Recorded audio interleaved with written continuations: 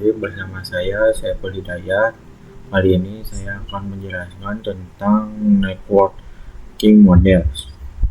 Untuk outletnya di sini ada konsep, TCP atau IP model, encapsulation, dan decapsulation. Dan yang terakhir ada oscillator model. Oke, langsung saja ke pembahasan yang pertama, yaitu konsep. Jaringan komputer mengacu pada perangkat komputasi yang saling berhubungan serta dapat bertukar data dan berbagai sumber daya satu sama lain.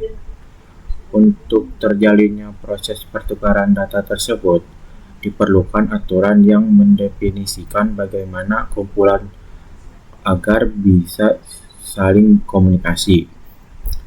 Nah, aturan tersebut yang disebut dengan networking model. Jadi, bagaimana setiap vendor dapat saling berkomunikasi dengan open standard networking model yang tersedia.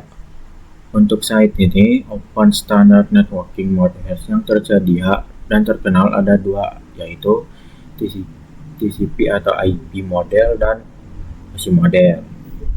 Oke, lanjut. Sebelum jaringan terbuka, setiap vendor membuka model jaringan mereka sendiri. Pada tahun 1974, IBM menciptakan sistem arsitektur network dan forum SNA. Vendor lain juga membuat model jaringan mereka sendiri. Setelah model jaringan terbuka, setiap vendor menggunakan model jaringan yang sama sehingga berkomunikasi satu sama lain. Lanjut. Kali ini kita membahas TCP atau IP model. TCP atau IP model merupakan jenis networking model yang saat ini common digunakan. Jadi, TCP atau IP itu mendefinisikan suatu protokol agar antar komputer utamanya yang berbeda network itu bisa saling berkomunikasi. Nah, untuk membantu memahami networking model itu dipecah menjadi bagian-bagian kecil yang disebut sebagai layer. Secara dokumentasi, TCP atau IP model terdiri dari 4 layer, namun penerapan dalam network TCP atau IP model lebih mudah untuk dibagi menjadi 5 layer. Nah, di sini ada layer-layernya. Ada layer application, transport, internet, dan network access. Kita lanjut.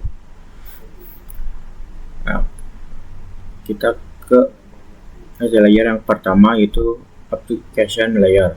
Application layer berfungsi sebagai antarmuka dengan aplikasi, mengatur bagaimana aplikasi dapat mengakses jaringan dan kemudian membuat pesan-pesan berskala. Di antara contoh dari application layer itu sendiri HTTP, WP3, IMAP, SSH, DSP tersebut. HTTP itu digunakan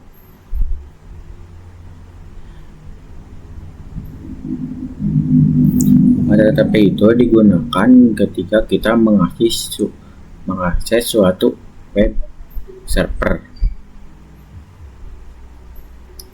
Kita lanjut ke layer yang kedua, yaitu transport layer. Fungsi dari transport layer adalah menyajikan atau memberikan service ke application layer atau transfer data. Untuk transport layer terdapat dua protokol yang sering digunakan, yaitu TCP dan UDP. Salah satu mekanisme yang disediakan transport layer khususnya pada TCP itu adalah error recovery mechanism. Kita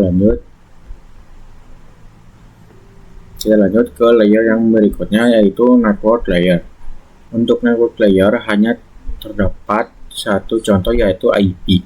Dan IP menyediakan dua fitur yang sangat penting, yaitu addressing dan routing, yang dimana berfungsi untuk mengamani konektivitas dan pemulihan jalur. Setiap perangkat jaringan memerlukan alamat unik di jaringan. Satu, addressing. Jadi kalau yang addressing itu bahwa IP address itu sendiri, yaitu memberikan nama pada perangkat di jaringan komputer. 2.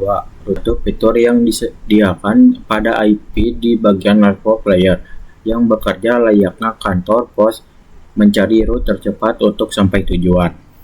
Oke. Lanjut ke ini membahas sekaligus dua OSI layer, yaitu data link layer dan physical layer. Data link layer mendefinisikan protokol yang dibutuhkan pada physical layer. Salah satu fitur data link layer adalah PCS atau Frame Check Sequence, yaitu error detection mechanism. Hanya terjadi error tanpa recovery. Addressing yang digunakan pada data link adalah match address. Kemudian physical layer mendefinisikan cabling atau suatu jaringan komputer, mendefinisikan secara fisik apa yang digunakan untuk menghubungkan antar device. Kita lanjut ke encapsulation dan decapsulation. Encapsulation itu proses membungkus data dengan header pada data di setiap layernya. Adapun decapsulation maka itu sebaliknya. Oke. Kita lanjut ke OSI model konsep. Untuk saat ini model yang sering digunakan hanya TCP atau IP, karena untuk dari sisi perkembangan protokolnya atau modelnya TCP atau IP lebih dominan dibandingkan OSI layer. Namun OSI layer biasanya dipelajari karena mudah dipahami. Sebelum model networking ada, setiap vendor membuat atau memiliki networking modelnya masing-masing. Karena setiap vendor memiliki networking model yang berbeda-beda, maka komunikasi antar vendor sulit dilakukan. Jadi usaha untuk membangun suatu jaringan komputer sangat besar. Banyak vendor tadi bagaimana upaya agar tetap bisa berkomunikasi dengan baik agar vendor satu dengan vendor yang lainnya. Oleh karena itu dibuatlah sebuah model atau sebuah standar atau spesifikasi minimum oleh ISO atau International Organization for Standardization pada tahun 1984, yaitu dengan nama OSI, Open System Interconnection, atau bisa juga disebut OSI 7 layer model. Oke.